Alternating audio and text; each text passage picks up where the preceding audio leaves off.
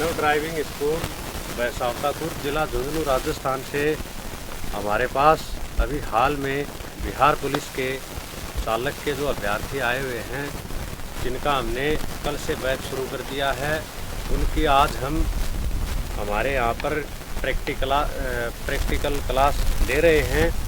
और पाठ पुर्जे की अलग से हम रोज़ाना इनको, जैसे दोपहर के 2 घंटे की इनकी क्लास होती है हमारे पास स्टूडेंटों की, तो उनको प्रैक्टिकल भी प्रत्येक गाड़ियों के ऊपर कराते हैं। Scorpio, Bolero, Tata Sumo, Victo, commander है, फिर उसके बाद ये इंडिगो CS है। टोटली गाड़ियों के ऊपर पाठ पुर्जे का जो वहाँ पर इनका इंटरव्यू होगा। और मेरिट बनाने में सबसे अहम योगदान पाठ पुर्जे का, मेरिट का ही, इसी का ही रहेगा। तो अभी तो हाल ही में हमारे यहाँ पर जो प्रैक्टिकल लेंगे अनिल जी सर। देखिए, आज हम स्कॉर्पियो से संबंधित जो पार्ट्स हैं, जो एक्चुअल पूछे जाते हैं, उन पार्ट्सों के बारे में हम थोड़ा सा विवरणिक रूप से देखते हैं। किस पार्ट्स की क्या पोजीशन होती है, क्या वर्किंग प्रोसेस होती है। तो यहाँ देखिए, ये जो पार्ट्स हमें दिखाई दे रहे हैं, इसे बोलते हैं एयर क्लीनर। ये जो एयर क्लीनर है, इसमें नीचे का हिस्सा जो है बाउल है, इस बाउल के अंदर ऑयल भरा रहता है। ये वेट टाइप एयर क्लीनर है और एक छलनी लगी रहती है। क्योंकि ये डीजल इंजन है तो स्वाभाविक सी बात है कि कंप्रेशन इग्निशन इंजन है और हवा को कंप्रेस करके ही इसमें दहन प्रक्रिया की जाती है। तो एयर क्लीनर से जो वायुमंडलीय हवा है वो इंजन के अंदर प्रवेश करती है, तो धूल मिट्टी के कण भी अपने साथ लेके आती है। अगर वो धूल मिट्टी के कण इंजन पार्ट्सों में जाएंगे तो इंजन पार्ट्सों को नुकसान पहुंचाएंगे। तो जो महीन कण है वो ऑयल में चिपक के रह जाते हैं और जो मोटे जो कण है वो फिल्टर से बाहर केवल जो शुद्ध हवा है इनलेट मैनिफोल्ड के माध्यम से सिलेंडर हेड से होती हुई और इंजन सिलेंडर ब्लॉक के अंदर जो सिलेंडर्स बने हुए हैं उनमें प्रवेश करती है। बिल्कुल, ये जो पार्ट्स हमें दिखाई दे रहा है इसे बोलते हैं रेडिएटर। ऊपर का हिस्सा जो रेडिएटर का अपर टैंक है, नीचे का हिस्सा जो है लोअर टैंक है।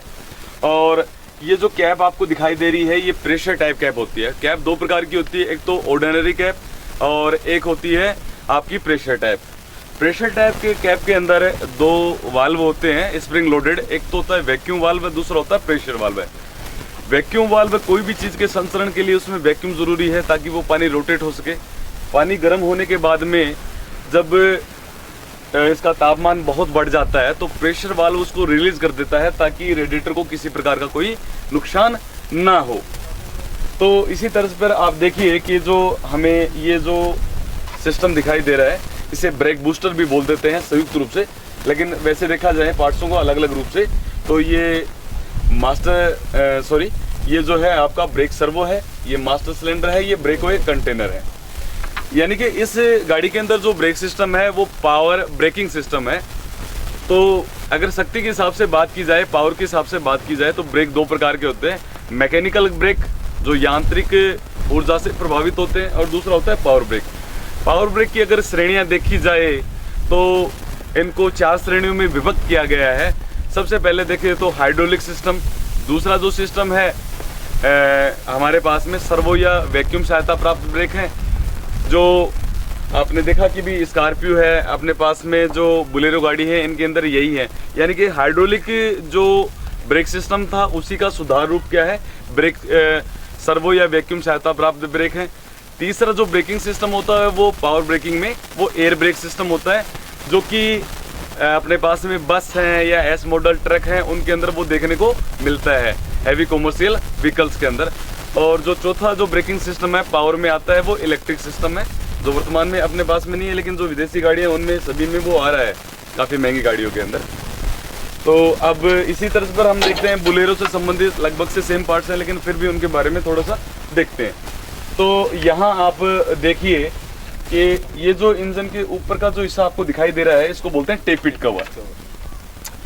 यहाँ आपको एक कैप दिखाई दे रही है, इसे बोलते हैं ऑयल फिलिंग कैप। इसी के माध्यम से जो इंजन ऑयल है वो इंजन के अंदर फिल किया जाता है। और साइड में आपको एक पाइप दिखाई दे रही है, बिल्कुल स्वतंत्र रूप से खुली पाइप है, इसे बोलते हैं बैककम पाइप। यानी कि जो वाष्प वगैरह जो बनती है इसके माध्यम से वो बाहर टपकती रहती है। तो इसके बाद में हम देखते हैं कि टाटा सोमो हमारे पास में और गाड़ी है, ये भी डीजल से संबंधित है। इसके अंदर देखो थोड़ा सा भिन्नता ये मिलेगी कि हमने स्कॉर्पियो के अंदर जो FIP पंप देखा था, फ्यूल इंजेक्शन पंप देखा था, तो वही पंप इसमें है। देखो FIP पंप जो कि इनलाइन फ्यूल पंप है, इसके अंदर ये हमें दिखाई दे रहा है। इसके ऊपर जो एक छोटा सा पंप और दिखाई दे रहा है जिसे बोलते हैं फ्यूल फीड पंप। एक्चुअली होता क्या कि फ्यूल टैंक से जो सप्लाई लेता है, सबसे पहले हमारे ये फ्यूल फीड पंप है, इसके अंदर ये सप्लाई आता है, ये फीडिंग करता है। नाम से प्रतीत हो रहा है फ्यूल फीड। फ्यूल मतलब ईंधन यानी कि डीजल, फीड मतलब उसको फीडिंग करना, खींचना, और वाला पंप। फ्यूल फीड पंप के बाद में देखिए कि ये प्राइमरी फिल्टर में, और प्राइमरी के बाद में सेकेंडरी फिल्टर में। प्राइमरी जो फिल्टर है ये नमदा या लोहे की महीन जालियों का बना रहता है। सेकेंडरी जो फिल्टर है ये कागज या गत्ते का बना रहता है। और जो इसके बाद में देखिए ये जो फ्यूल इंजेक्शन पंप है, इसको ये सप्लाई जाता है। फ्यूल इंजेक्शन पंप से हाई प्रेशर पाइप के माध्यम से ये इंजेक्टर्स को ये फ्यूल की सप्लाई देता है।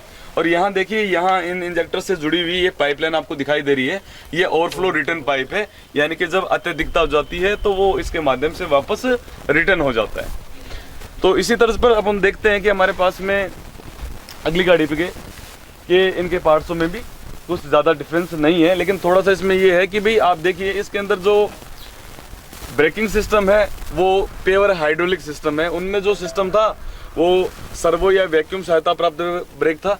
तो इसमें ये जो पार्ट्स हमें दिखाई दे रहा है ये ब्रेक ऑयल कंटेनर है।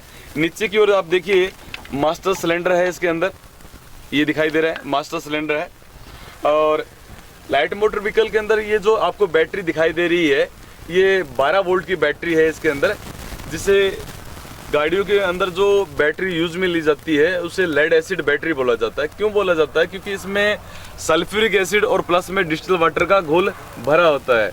तो इसमें ये आपको बैटरी दिखाई दे रही है, ये 12 वोल्ट की बैटरी है। इसके ऊपर जो ये खुटियाँ दिखाई दे रही हैं इन्हें बोलते हैं टर्मिनल पोस्ट। बैटरी का जो पॉजिटिव वायर है वो सेल्फ स्टार्टर के साथ में जो सोलिनॉइड स्विच है उसके साथ में अटैच रहता है, और जो नेगेटिव वायर है इंजन बॉडी के साथ में कहीं भी अटैच कर देते हैं। तो ये इंजन के ऊपर का जो पार्ट्स हमें दिखाई दे रहा है इसे बोलते हैं टेपिट कवर। यहाँ से लेकर यहाँ तक ये जो पार्ट्स हमें दिखाई दे रहा है इसे सिलेंडर हेड बोलते हैं या सीट्स बोलते हैं।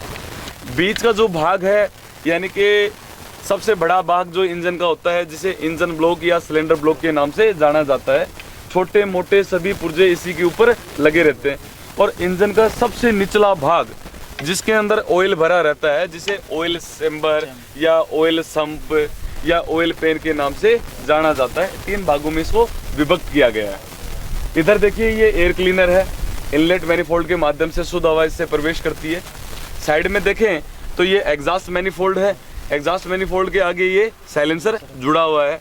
और इंजन के साइड में देखिए इधर एक फिल्टर लगा हुआ है जिसे बोलते हैं ऑयल फिल्टर, ठीक है।